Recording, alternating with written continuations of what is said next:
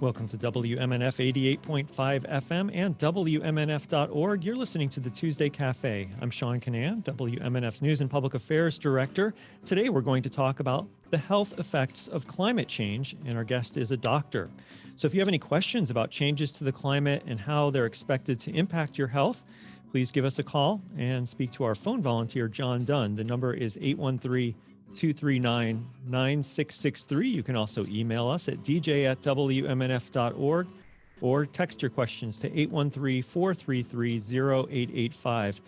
And you're a lot more likely to get your question on the air the sooner you send it in. Democracy Now! Gave us a good preview of this issue. They were talking about fossil fuel companies hiding the fact that they knew that they were causing massive changes to the climate. And they also talked about the health effects of the climate disasters this month in California. And we just got an update there on the NPR News headlines about what's going on in California. So right now, joining us by Zoom is Paul Robinson, MD and Ph.D. Dr. Robinson is a neuroanatomist and emergency doctor who is a representative from the group Florida Clinicians for Climate Action. Welcome to WMNF's Tuesday Café, Dr. Robinson. Thank you, Seán. Nice to meet you. Nice to meet you as well, and I'm glad you could join us today. So let's begin with, just tell us what your group is, Florida Clinicians for Climate Action. Florida Clinicians for Climate Action is a group of nurses and physicians across the state who are involved in educating our colleagues in medicine, but also our patients and the public in the health effects of climate change. So climate change is a term that we're going to be using throughout this interview. So why don't we define it? What is climate change in this context? Okay. Climate change is the heating of the planet and everything that leads to, which is caused by the burning of dirty fuels. Coal, oil, and gas, it's called natural gas, but it's predominantly methane gas, when burned, release carbon dioxide predominantly, but other petrochemicals and particulates. The carbon dioxide, particularly in the air, floats up to our atmosphere and thickens the amount of atmosphere that actually envelops our planet. So the amount of blanket around our entire planet has increased since the beginning of the Industrial Revolution. For example, in the mid-19th century and the end of the 1800s is another way of saying it, the number of parts per million of carbon dioxide in our atmosphere was about 280 ppm. Today, that number is 420 parts per million. So there's been about a 50% increase in the size of the blanket. When sunlight passes through the blanket and hits the earth, it warms our earth. And for the last 10,000 years, we've been in a Goldilocks zone, we call it, of a nice temperature for humans and the species that we care about to survive. But now, because the blanket's too thick and we're holding too much heat inside the blanket around the entire earth, the heat in our earth continues to go up, both on the land and in the air, and particularly in the oceans. And we have records of all of this, very good temperature records over the decades. And what are we learning about how hot last year was, for example, compared with other years, and how it's been over the last few decades? Yeah, great question. 2022, according to NOAA, which is the National Oceanic and Atmospheric Association, which is a federal agency, measured the temperature for the entire year 2022, and it was the 6th hottest in recorded history. In other words, going back to the 1800s. But other parts of the globe were even hotter than 6th hottest. Europe had its hottest summer ever. And we learned in September of last year that Tampa Bay had its hottest summer ever, had its hottest August ever, and July was the hottest month ever. I think the more important thing is that the last 8 years since 2014 have been the hottest in recorded history for the entire planet. And if you look decade to decade over the past 4 decades, each decade is hotter than the one before.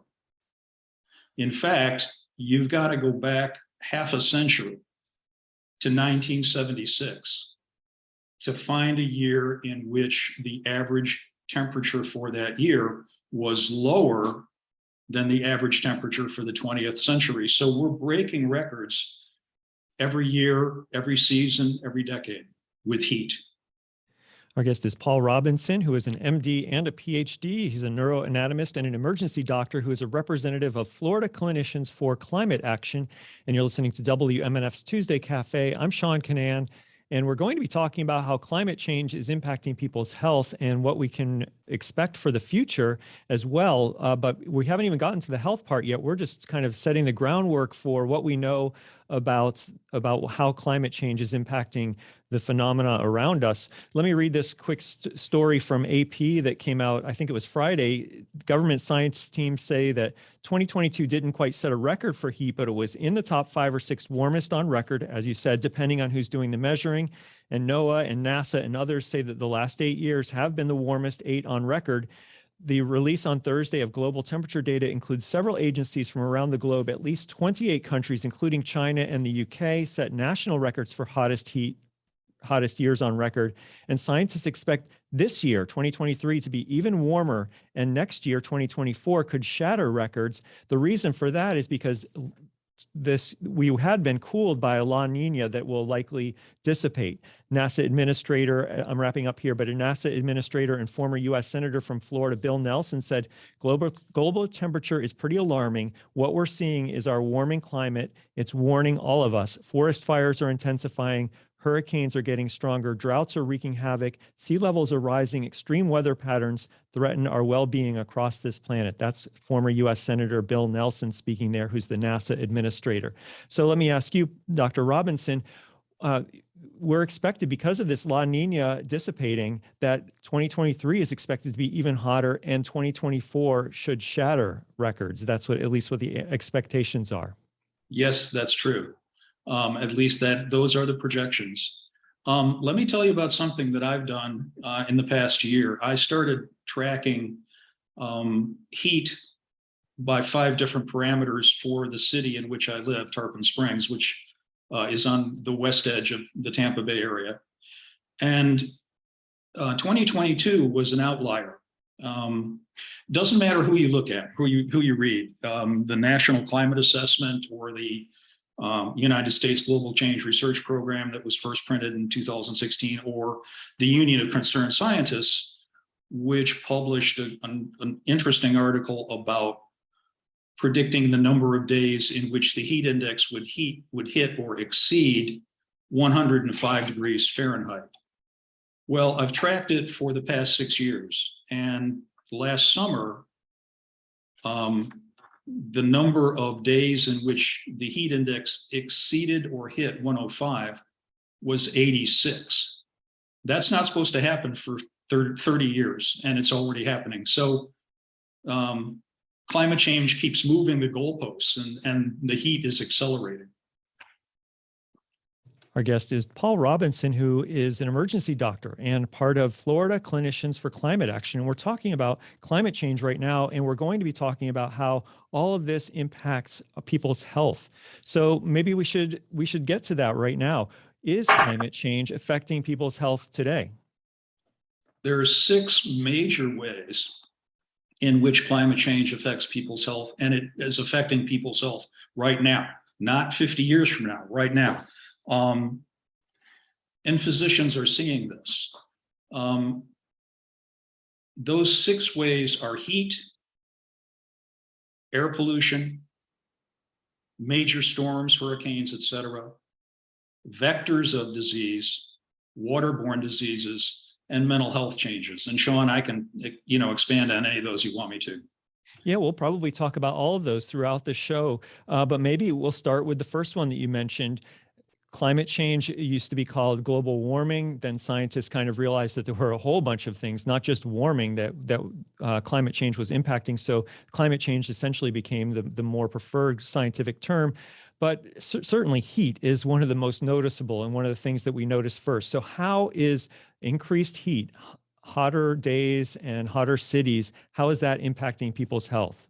Okay. Of those six things, heat kills more people.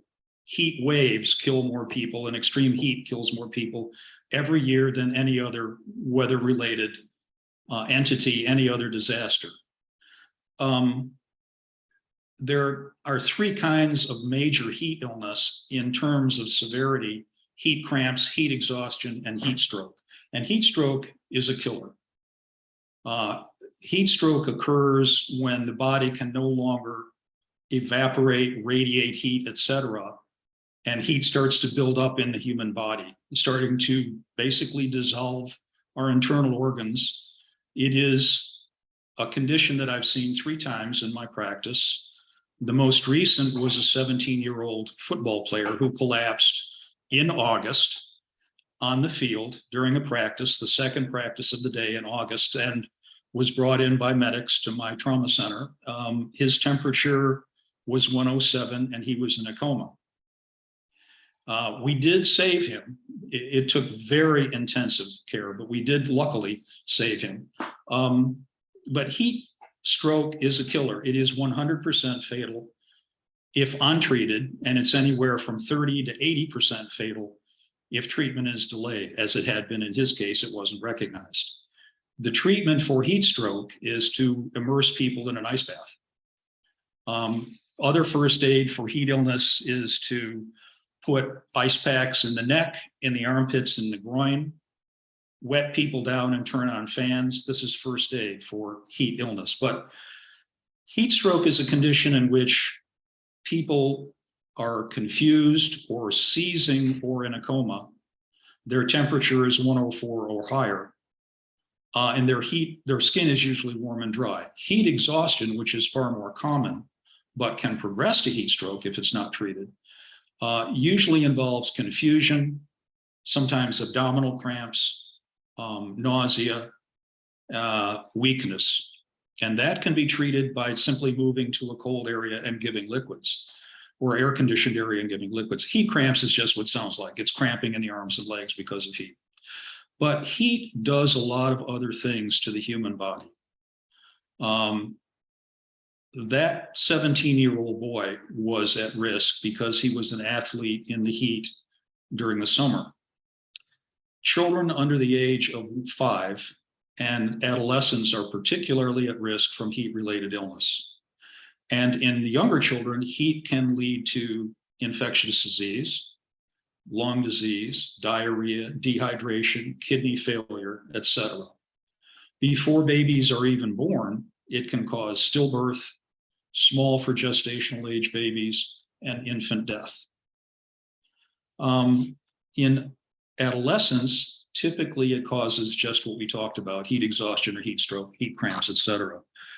And in older people, heat can precipitate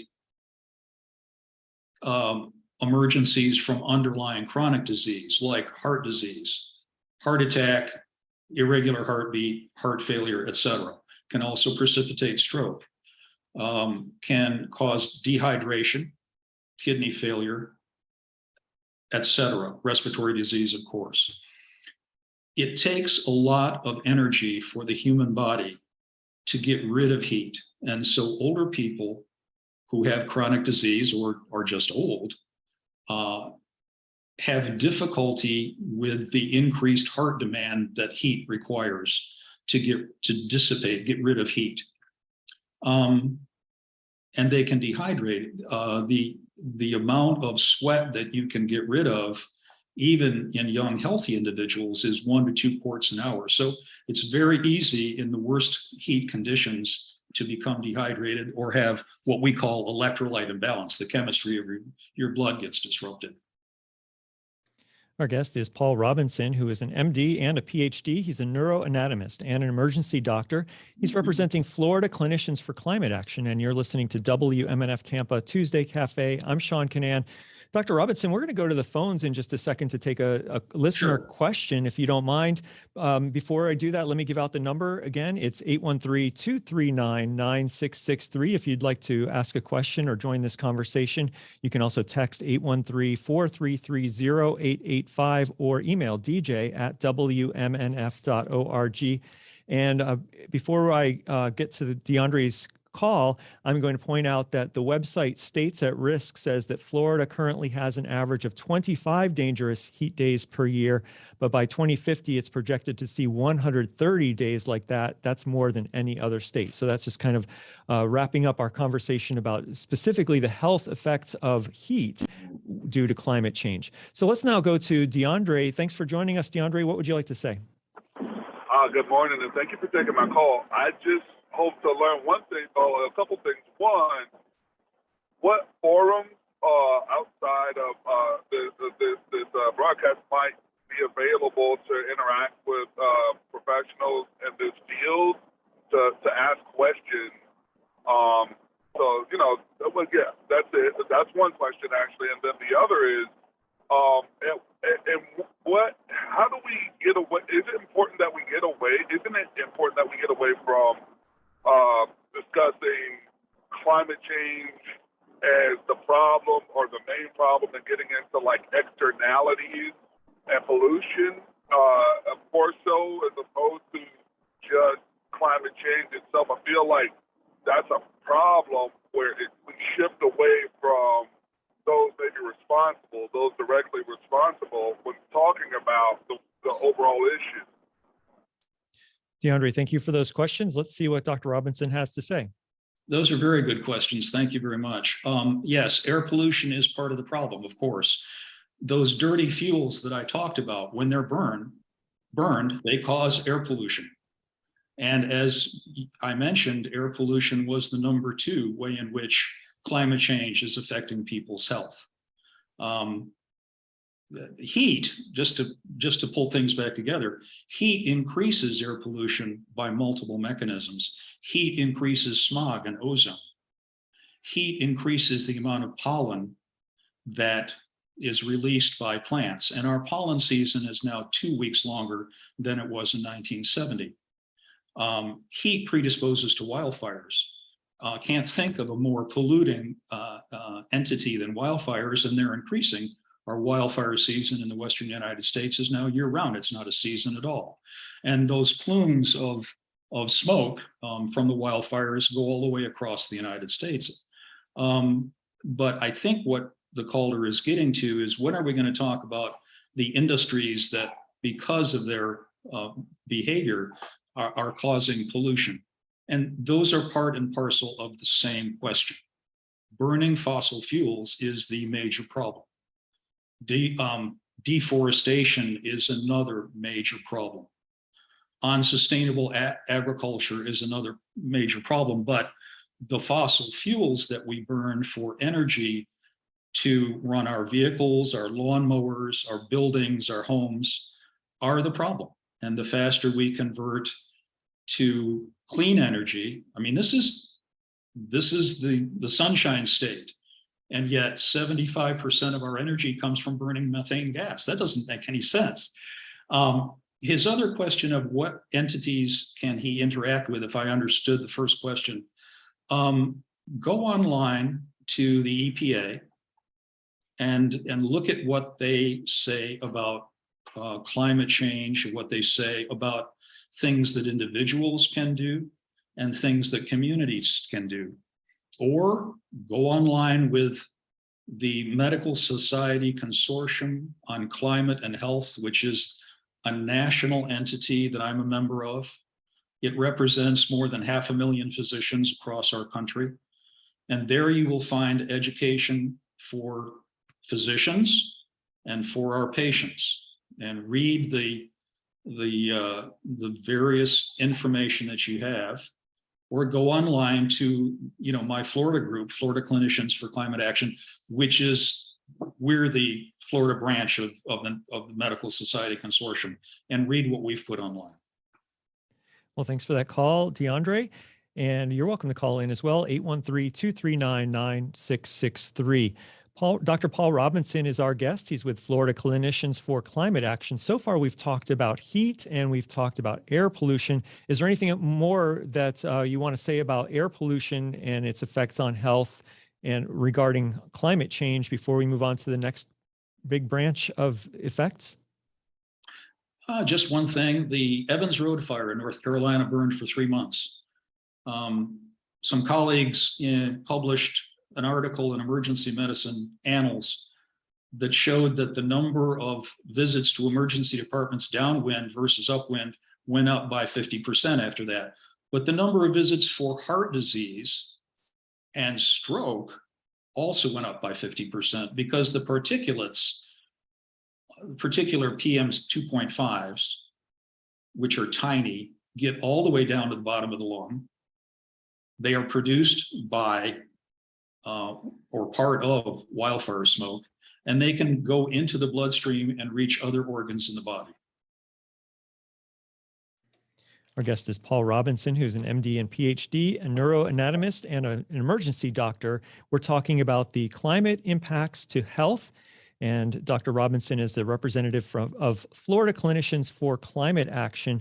Well, you mentioned that with climate change, with the changing climate, with this disruption to climate from human-caused sources, that vectors of diseases will increase. How will that impact our health? It already is. The amount of bacteria in our water, the amount of toxic algae, et cetera, are increasing, as are the diseases that they cause. That's the waterborne disease. More specifically, vectors of disease, I'm mostly talking about ticks and mosquitoes. The geographic distribution of the black-legged tick or Ioxides has doubled in the past 20 years. And Lyme disease, the incidence of it has doubled, and the number of months of the year in which Lyme is a problem has increased. It now is from May through September.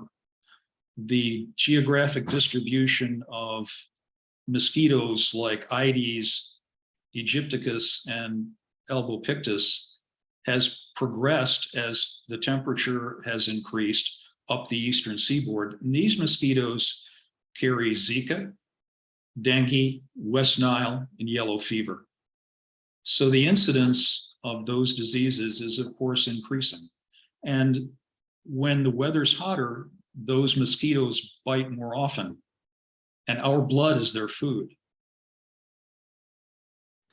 I'm looking at the website of the World Health Organization, and they have a graphic here, and it mentions that there's an increase in a term that I'm not familiar with, but I might guess that it has something to do with humans catching diseases from like farm animals. Zoonoses, is that the word? And what does that have to do with climate change? Zoonoses is exactly what you said. They're diseases that we catch from other animals. COVID-19 is beyond a reasonable doubt a zoonosis that came from bats in southern China. There may be an intermediary animal, a civet cat or something else, and then transferred itself into humans.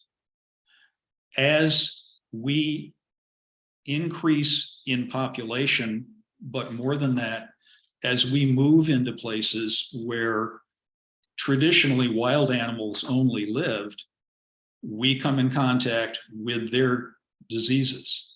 Ebola is another zoonosis. Influenza, the various kinds of influenzas are zoonoses from wild birds, from pigs, etc. And I don't know, you mentioned waterborne diseases, but is there more that you can say about how we might expect waterborne diseases to spread more rampantly or become more of a problem in a future that has more and more climate disruption? Yeah, the prediction for the southeastern United States, Sean, and Florida particularly, is not to have a wet season and a dry season, which we're used to, but to have drought followed by deluge. And when that happens, when there's drought, as occurred in 2016-17 in the Tampa Bay area, the earth compacts. And when the rains come, as they did in June in 2017, the earth doesn't absorb as well, and the water runs off, carrying pet droppings, for example, and pesticides, herbicides, but more importantly, fertilizer into our water. Well, the runoff of the droppings increases the growth of bacteria in our water. The runoff of the other chemicals increase the growth of toxic bacteria, like blue-green algae and probably red tide. But warm air holds more moisture than cold air. And so as the earth warms, the clouds hold more moisture. The air holds more moisture. And when it rains, we're seeing more severe thunderstorms, not just hurricanes, but thunderstorms and downpours. In 2016, there was a 1,000-year flood in Louisiana. It rained in sheets for days. Well, I mean, just ordinary rainstorms are carrying more water, and so there's more runoff. And so we're seeing examples of flesh-eating bacteria, of E. coli, of salmonella, but also of blue-green algae and of other microorganisms that cause other waterborne disease. What about malnutrition and foodborne diseases? And will that be impacted by climate change? It is being impacted. As the amount of carbon dioxide in our air increases, the amount of protein that certain food plants, barley, wheat, etc., produce relative to starch goes down. The amount of zinc and iron that those plants produce goes down, and those lead to malnutrition. In addition to the fact that, drought conditions and storm conditions make it hard to harvest crops in normal ways. So far, we've talked about general impacts to human health in general, but what about children's health? Is climate change expected to impact, or is impacting now, the health of children? It is. Allergists are noticing more allergies. Pollen, because of increasing CO2, is more allergenic than it was in 1970. The incidence of asthma is increasing. And climate change is increasing the risk of respiratory disease in general in children. One World Health report, more than one actually, showed that worldwide, children are suffering about 88% of the health impacts of climate change. As I said before, increasing heat can impact babies before they're even born and can lead to small size and stillborn and infant death. I guess children are also susceptible because their systems don't regulate, this is just one example, don't regulate heat as well as older people's. Our guest is Paul Robinson, an MD and a PhD. He's a neuroanatomist and emergency doctor who is representing Florida Clinicians for Climate Action. You're listening to WMNF Tampa 88.5 FM. I'm Seán Kinane. I'm the host of WMNF's Tuesday Café. Today, we're talking about how climate change impacts health. And we've talked about physical health a lot so far in this conversation. We haven't really talked so far about mental and psychosocial health. What can you say about the impact of climate change on those things? With increasing heat, typically comes increasing aggressiveness, anger, violence, and crime. People who have been through disasters like major hurricanes are impacted. It increases the incidence of PTSD, anxiety, depression, and suicidality. I worked in a trauma center in a city that was a relocation area for some of the people from Katrina. And these people were bereft. I mean, they'd lost everything. And they didn't know where to go for medical care. They didn't know where to go for help. Some of them had lost family members or didn't know where they were. And then Hurricane Rita came over our head, came over our city and terrorized these people all over again. One study showed that women who had been relocated from Katrina, for example, were 78 times more likely to attempt suicide than people of the same age in the same part of the country who had not been through that experience.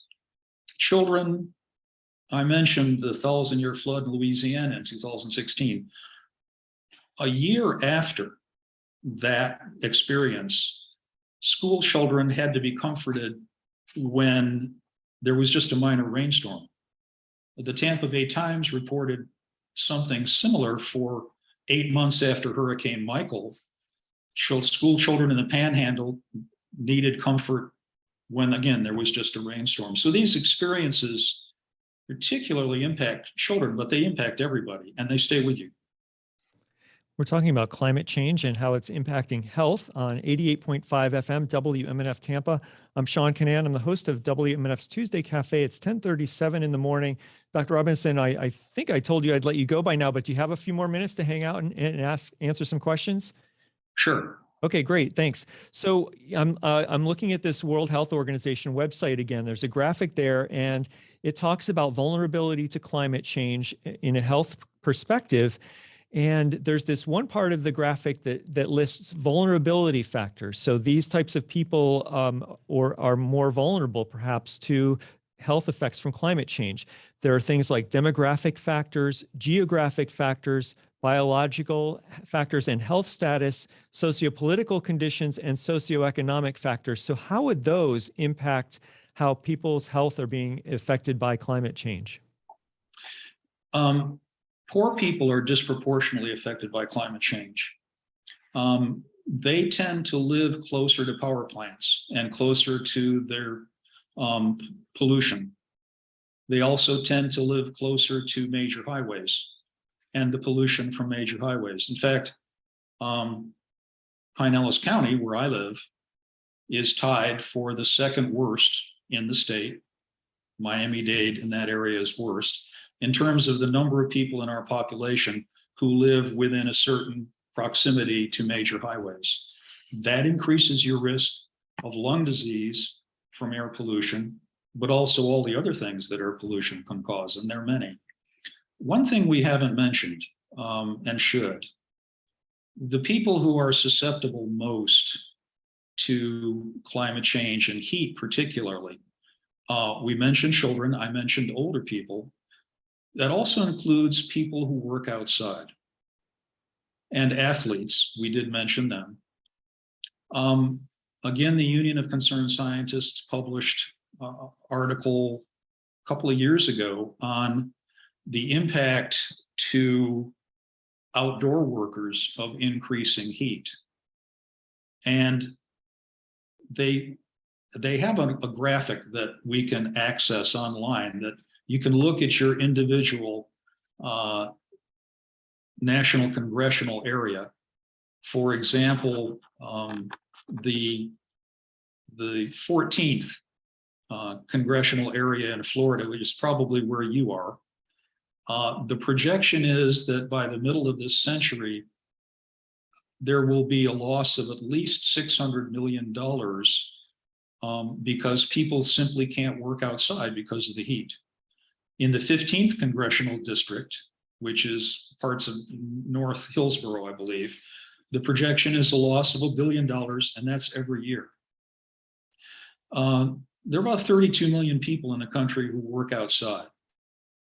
And outdoor workers, farm workers, construction workers, first responders, they're about 35 times more likely to die of heat-related illness than the rest of us who, like you and I right now, are working inside.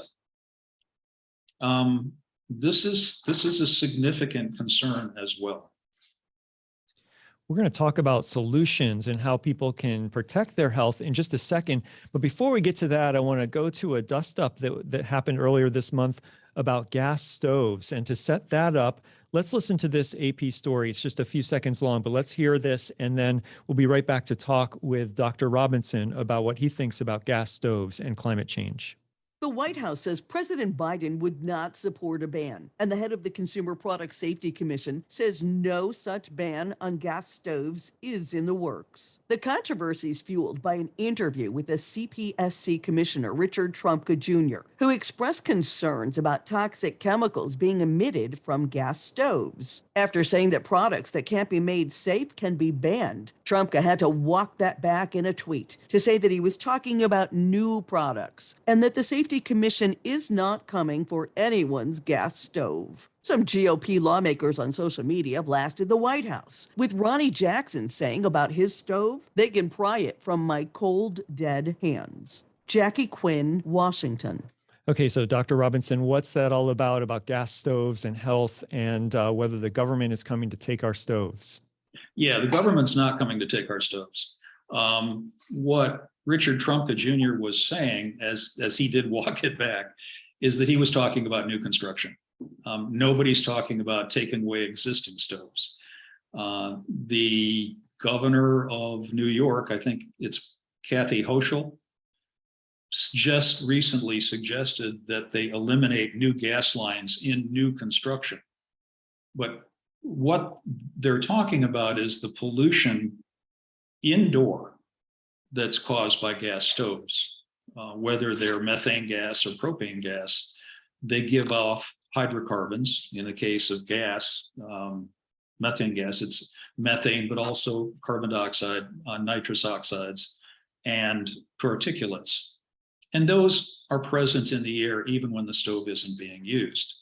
So because they cause indoor air pollution, they pose a risk, particularly to children. And there's been a recent article published that I think Trumka referred to that showed that about 12 to 13% of new cases of asthma are attributable to indoor stoves.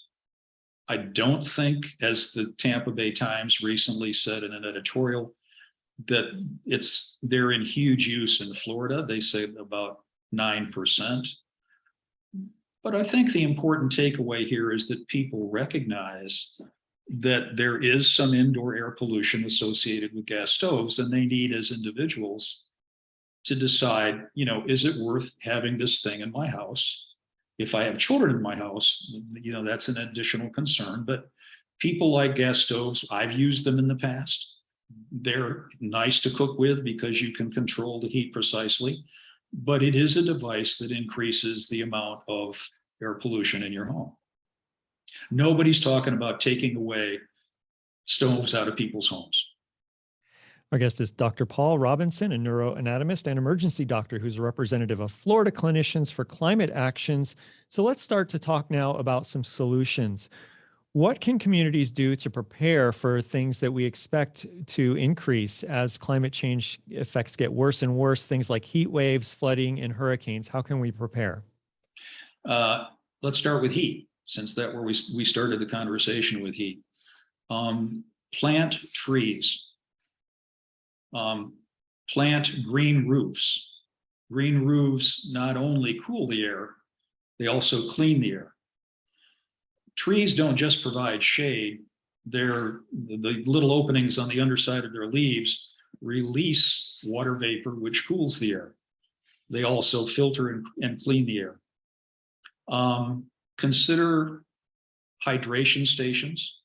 Consider cooling stations and cooling areas for people in your communities that perhaps don't have air conditioning, or when there are blackouts because of excess use of energy and people can't access their air conditioning. There are many suggestions online on the EPA website, just as one example. Interestingly enough, it was informative to read in today's Tampa Bay Times about the Tampa Bay Regional Planning Council's resiliency plan that they passed apparently in November. I haven't seen it, but one member of the council, Seán Sullivan, I believe his name is, said that they were going to share the information with other municipalities around their area. I would say cities, municipalities, communities need to face the reality that hurricanes are getting more powerful and make sure that their population is educated about when to evacuate and where to evacuate, and that evacuation stations are close enough, and that they have evacuation plans for people who have difficulty with mobility. If you live in a community that has a sustainability plan, and many do, read it, become familiar with it, and participate in the actions that are recommended in the sustainability plan. In Tarpon Springs, we're faced with a problem of flooding. We're about, on average, I think 3 feet above sea level, so flooding's an issue in our city. We have looked at flooding that occurs in our bayous and looked at various solutions. The plan now is to use a combination of both man-made materials and a living shoreline to raise the shore of our bayous and prevent flooding. I would recommend people get involved in that. Other things that individuals can do: consider solar panels, consider moving away from the use of fossil fuel to cool your home. Consider moving to an electric vehicle. We did that 3 years ago when one of our vehicles got totaled in a car wreck, and it's been the best vehicle we've ever owned. They're not cheap on the front end, but in the long run, they're much cheaper than fossil fuel vehicles. As individuals, consider getting rid of grass and consider replacing it with Florida native ground cover and Florida native plants. You don't end up having to mow the stuff. You don't have to waste gasoline when you're in your lawnmower. You don't have to throw chemicals at it. Doesn't take as much water, doesn't take as much maintenance, and it pays dividends in terms of butterflies and hummingbirds and songbirds. There are lots of things that individuals can do, and there are lots of things that communities can do. And several communities in Florida have begun this process. Perhaps the most important thing, since fossil fuels are the issue, urge your community, work with your community to join Ready for 100 and declare when you're going to go fossil fuel free, or at least carbon neutral. Our guest is Paul Robinson, a neuroanatomist and emergency doctor who's representing Florida Clinicians for Climate Action. And Jeff writes in and he says, from an internet search, I find a claim that by 2050, 90% of electric generation will come from renewable energy. Is this true?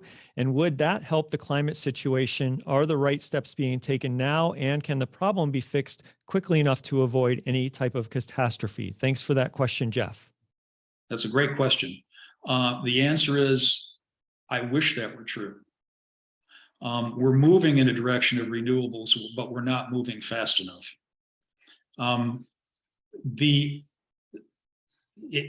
Last year, we emitted something like 36.6 gigatons of carbon dioxide into the atmosphere. The year before, we emitted 1% less than that, but still in the range of about 35 gigatons. A gigaton is 1 billion metric tons. That's the same weight as 10,000 fully loaded aircraft carriers. That's a lot of carbon dioxide. We had a slow year relatively in 2020 because of COVID-19, but the next year we went up by 6%. The world is not moving away from fossil fuels anywhere near fast enough. If we continue to burn them as we are, then the generations that follow us won't have a healthy life. They just won't. If we burn all of the fossil fuels that we've identified as available to us on the Earth, the seas will rise 230 feet. That's a low estimate. So that, to get back to his question, we have the technology and we have the knowledge to do that. It takes the political will and it takes the willingness to spend the money to move to a cleaner system. Well, thank you for that question, Jeff. And just to wrap up the point that you talked about, the Tampa Bay Times article that was published online today, I have about 2 or 3 paragraphs from that I want to read right now. In November, the Tampa Bay Regional Planning Council presented a document 4 years in the making. It's called the Regional Resiliency Action Plan, aimed at strengthening the region against extreme weather. Now the council will tour the region in the new year and ask governments to adopt the plan. The plan is divided into 5 chapters that outline 10 goals. The first is making community resilience efforts a top goal for public officials. The plan suggests teaming with local and national scientists to pinpoint climate change indicators and monitor them. And this goes on to say that the coalition will continue their previous working groups that focus on goals like clean energy, clean shorelines, and will add more. So anything else that we should look for in that Regional Resiliency Action Plan? I'm looking to read it. I haven't seen it yet. And I am looking to see how communities across our area interface with it. Well, I want to thank you so much for coming on WMNF's Tuesday Cafe, Dr. Robinson. Thank you, Seán, for inviting me. Thanks for coming. And you're welcome. Thank you so much for coming on.